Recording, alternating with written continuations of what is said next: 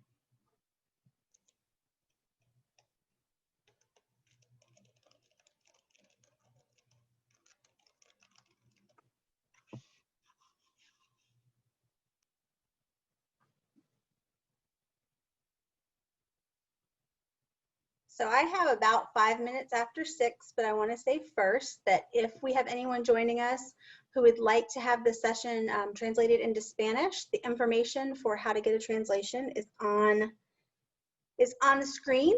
So if you need that, you can go ahead and call that number right there, and we have translation services available tonight.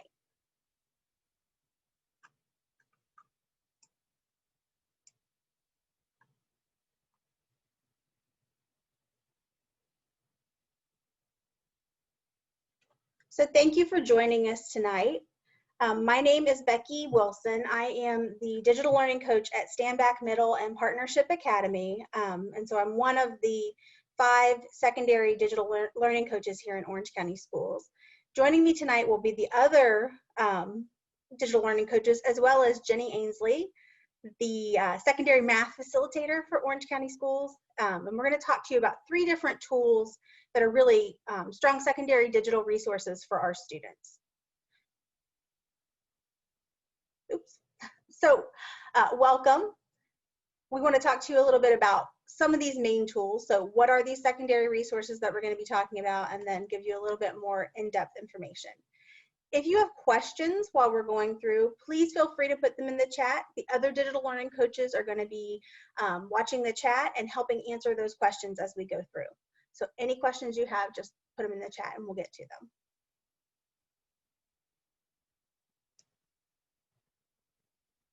So just like I said, direct your questions to the chat. If you need to follow up with any of us, you can see here where our specialties are. So I'm at Standback Middle and Partnership. Heather Leonard is at Stanford. Corey Mails at Gravely Hill Middle. Josh Miller is at Cedar Ridge, and Stephen Stewart is at Orange High. So we are the folks that you'll follow up if you have more specific questions about things that are being used in your child's school. We can best help direct you to the resources. And Jenny, of course, is our math guru, so she's going to be able to help us with all the math things, all the Desmos and all those new things we've got going on. So what secondary digital resources are we talking about tonight? We're going to talk about 3 main ones. We're going to talk about Newsela, which is a tool that's really great across the curriculum. And another one that's good across the curriculum is Discovery Education. And a lot of our science and social studies classes make use of this one, as well as some of our math classes. And then our last resource that Jenny's going to fill us in on is really Desmos, and she's going to tell us a lot about that one. So the first resource that I want to talk about is Newsela. So Newsela is an online resource that has rich content from the headlines of today. So Newsela content is given to students through their Canvas access. So they log in through their NC Ed Cloud, and the students should all have their ability to log into that at this point. And on the left-hand side, they're going to have access to Newsela.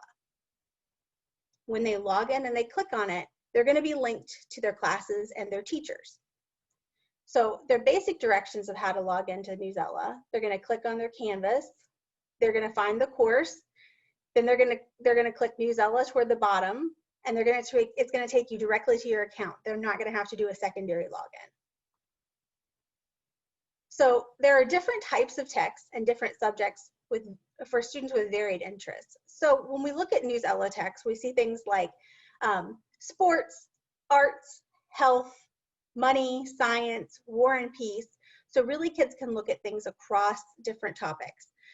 I liked Newsela as a ELA teacher because it was taking things that were happening in our world today and translating them into articles that I could use with my students in my classroom. If you look at this article that's here on the right, you'll see that there's an option to read aloud. So students who might need a little help practicing those words can get the read aloud option. You can also see down here toward the bottom that this is part of a collection that was for upper elementary school, so it gives you an idea of the grade level. Newsela is also great because it has some activities that students are going to be engaged in. So most Newsela articles have things that are called power words, which is going to be a vocabulary activity. It also has a writing component. All Newsela articles come with a quiz that helps determine the lexile at which the student is given the article. And some of them even have further sparks that they can go through. When we look at power words, this is often one of those areas where teachers ask children to do a little bit of extra work to build their vocabulary. So when we talk about power words, we're talking about the words used in context and building those words for students. So here we see words like enthusiasm and participate. And Newsela doesn't just underline the word, but it gives you those pre-selected words, pulls them out, gives you a way to pronounce them, to practice them. And then you can practice them there, say, I've got it, and then move on. And then later it's going to ask you questions about them.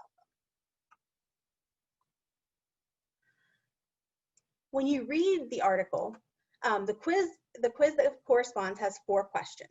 The 4 questions are going to be aligned to the standards for ELA and literacy across North Carolina standards.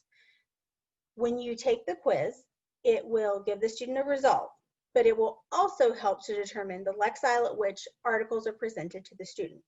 Newsela is a tool which is determined by the student's reading ability and their performance on past tests.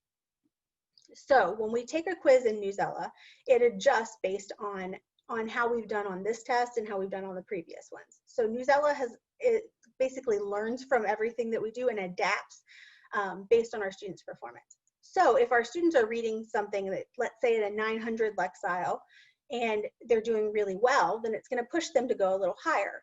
So if they're doing something at a 900 lexile and we're realizing they're not doing as well, then maybe we're going to say, well, we need to stay here, or we need to move down a little bit just to see where they are so that we can grow them to a place where they're going to be comfortable and actually confident in what they're doing. However, the articles are going to be about the same topics no matter the lexile. So you can have an article about fashion here that would be both on an 800 lexile as well as a 1200 lexile. So students who are reading at all of those grade levels have access to the same kind of content and the same kind of high interest articles. Another nice feature in Newsela is that students and teachers can annotate the text to ask questions and to clarify content. Teachers can annotate to ask students to offer their own reflections on the text, and students can annotate in order to show their understanding or highlight what's most important or what they need to come back and ask a question about later. You can see that articles are available at different lexile levels. If students are self-selecting to go into Newsela and read, they can choose the lexile level at which they'd like to read an article. So if they find something and they think this is a little bit too hard or a little bit too easy for me, they can adjust that lexile and read it at a different one. There's also some articles that are written in Spanish. So some of our students who are learning Spanish could absolutely read an article in Spanish, and some folks that are native speakers of Spanish also can read in Spanish.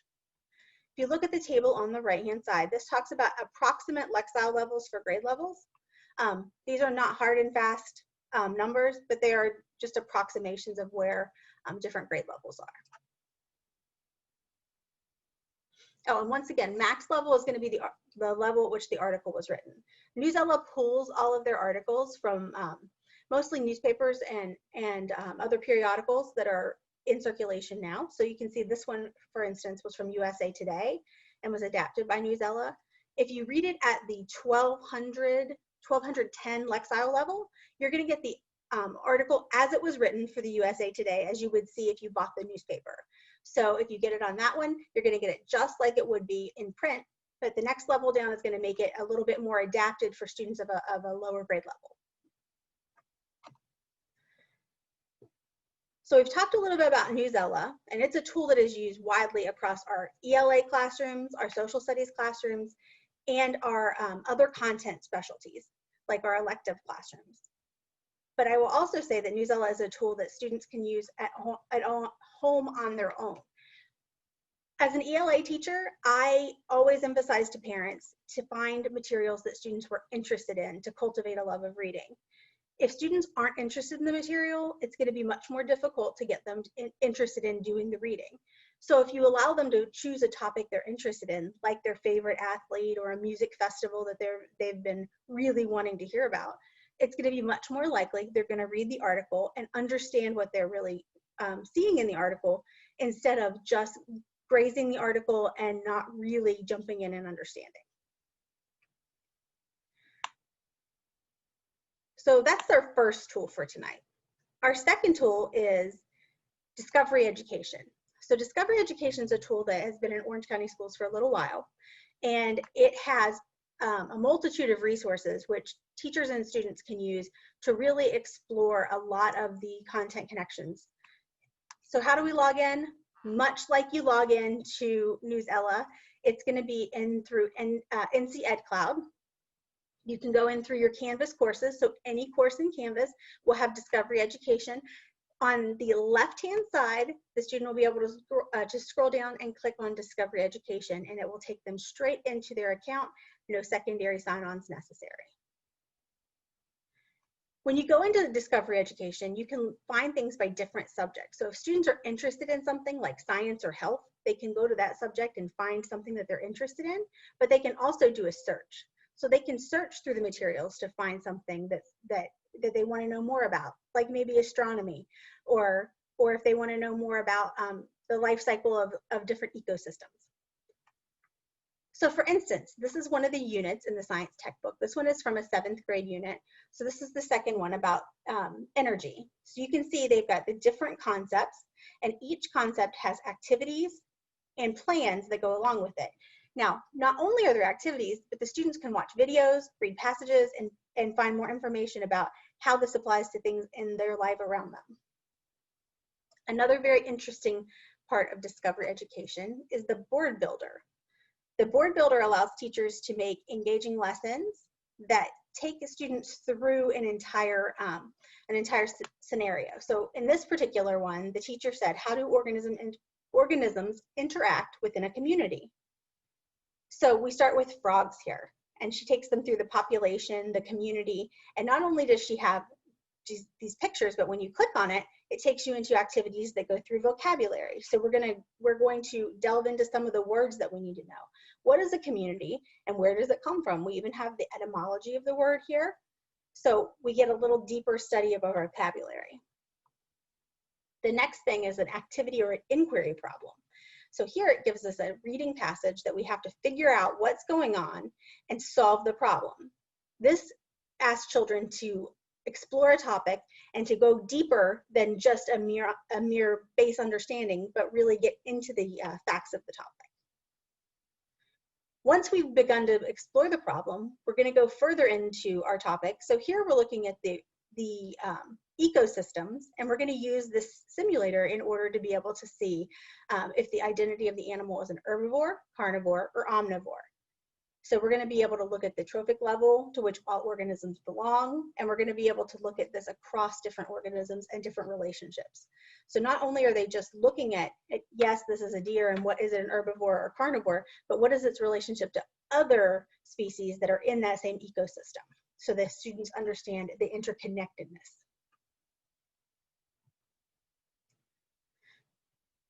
They also have options for elaborate. So here's a video that students can watch about how ecosystems are impacted by human activities. And so then students have to think about how are ecosystems in our communities impacted by our actions and events, and how are those communities how are we responding and changing things in accordance with that. So I've talked a lot about two tools that are used a lot by our social studies and science teachers and our elective teachers, but Jenny's going to take it away and talk to you about what our math, a really cool thing that our math teachers have in their arsenal now. Yes, so in our math arsenal, I like how you said that, we have Desmos. So, and it will say in the video that is coming up, I figured that was an easier way to get the information without me bumbling through. But the website is there, student.desmos.com, and then the teachers provide their own codes so that they're set up in the class. But the video on the next slide actually talks about kind of to show you the preview of what is all kind of captured within Desmos.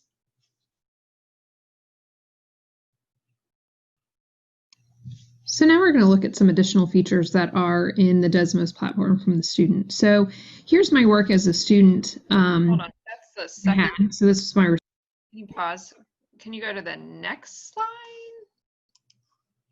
Maybe my slides got messed up. Sorry about that. Let me see.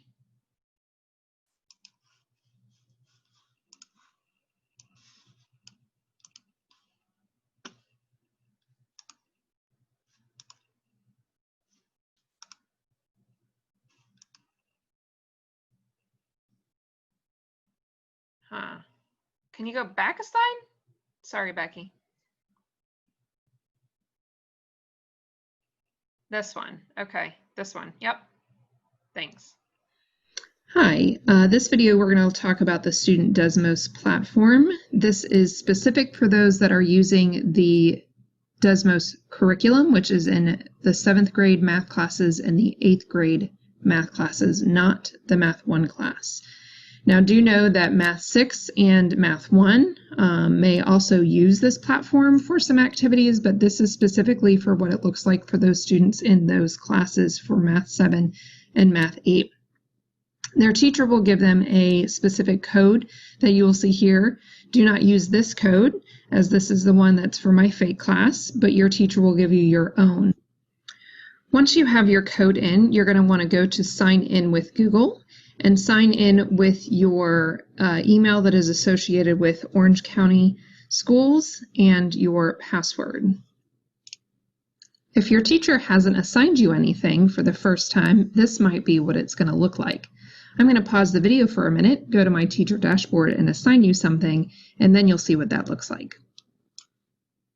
So now I'm in my Des book as a student, and you can see here that I have a lesson assigned to me, and then I can press here to start. I can put my name. Please put your real name. And then what's neat about Desmos is that it is super interactive. So here, drag a few points to create your shape. So I can click and drag and make whatever shape I want to make. I can pull them over here, right? So I can make whatever type of shape I want. And then what's neat about Desmos is that it then now has used my shape, my own shape, and all of the students in the class will have different shapes to go through the lesson. So if you see here, it's doing that, and then it's asking some questions. So here's a shape shifter. Press play. What happened to your shape? So I can watch it again and I can see what happens. And then here in my text box, I can say it turns. And then I'm going to share it with my class. And then when there's an actual class going, I would see other responses here. Now that doesn't happen all the time, but that is one of the features within Desmos. I can also go back and change my response and reshare it with the class. Also on the other end, the teacher may send me a note if they wanted to, and so I would see a little icon up here with some feedback. As you go through, you can see that some of those are the same. And then there's other features within it. So here's drawing with a kaleidoscope. So as you see, I get to play around with these. I can go up here and change the colors. I can change to be a straight line versus the free hand line that I had before. I can undo, redo, or start all over. So as we go through, again, I have my text box here. This one I can't manipulate because it actually wants me to read what is going on and then describe what's happening. On the other end, my teacher is looking at and they're able to see all of the moves that I make and make sure that my work is completely done. Another important point to think about is the fact that here you have your learning goal for the lesson. So it says, this is the math we wanted you to understand. I can describe how a shape moves and turns to get from one position to another. And so then this idea would be addressed in the following lessons. So when I'm finished, I can always go back to my DES book to see others. So now when I click on this, so this was the first time, but if after a while I actually have a bunch of activities in my DES book, it's going to look like this. So then you can see here which ones have been opened. I can always go back and look at them. But then you could also see which ones, if there's ones that you haven't started. On here, you can obviously see the assignment date. I was just playing around with this, but that's what it will look like on your end. And again, once your teacher gives you that one class code, you won't ever have to do anything else. You may actually want to bookmark it at the top of your web browser. As you can see, I have several there. Thank you. So again, that's just a short video that kind of gives you a little bit of the student experience. Now, it is very wide and deep in its ability of what it is able to do as far as kind of replicating this mathematical environment for students to play in. And so that obviously doesn't capture all of the abilities within it. The next video on the next slide is about 2 minutes long, but it captures not only what the DES book can do, but also the, that's not, can you go one more slide maybe? There we go. It's going to talk about what extensions, Google extensions you can use that may help increase the access to the DES book if students are working within it. So now we're going to look at some additional features that are in the Desmos platform from the student. So here's my work as a student that I had. So this was my response. And then what I notice up here now is that my teacher has provided me some lesson feedback. So I can go here and see what feedback they provided.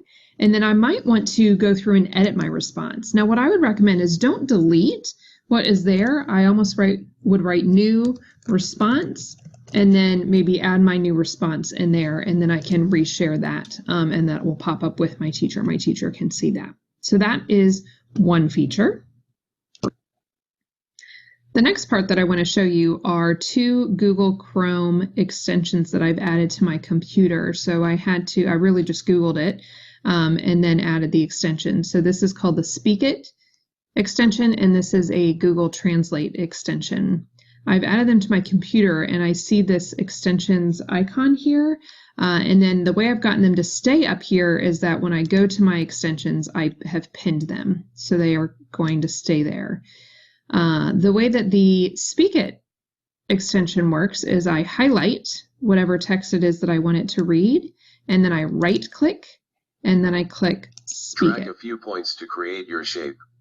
And it will speak it to me. The other option I have is the Google Translate button. I found this easiest if I click on it up here, and then I can go to translate this page, or because I have this text highlighted, it wants to translate just that. But I'm going to go ahead and translate the whole page, because then what's nice is that I have that up there.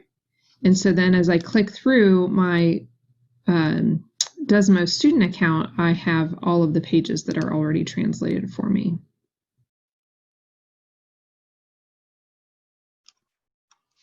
So while that those Google extensions aren't specific to Desmos, they are compatible with Desmos and can be used within that Desmos platform. So again, helping students to have it more accessible for them. So that's just a quick overview of the Desmos platform. Thank you, Jenny.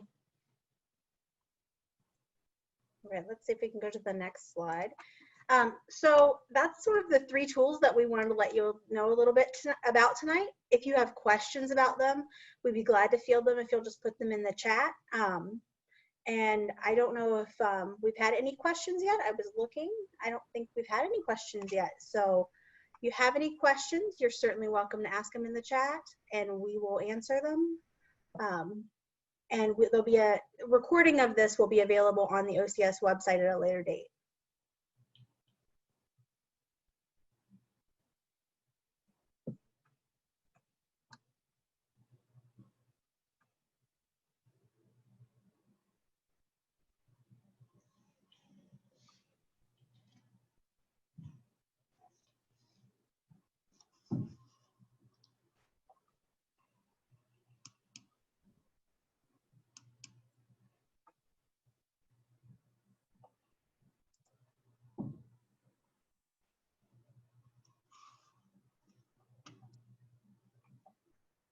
If you don't have any questions, this is sort of the end of the presentation. But if you have questions, we'll be glad to answer them about Newsela or Discovery Education or Desmos. And just in case, so chat is down at the very bottom so if you move your cursor, you can do that. I don't know if people could get in by phone, so I don't know what that looks like actually on the phone. I don't. They would probably just have to unmute. Which you can also do that, is unmute and ask the question. Yes. Okay.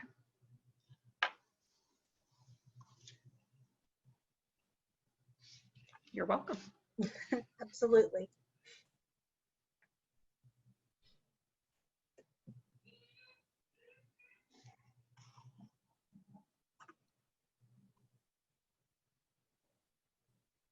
Hello, we have a parent that participated, but he doesn't have any questions. He listened to the whole presentation. Thank you very much. Yes. You're welcome.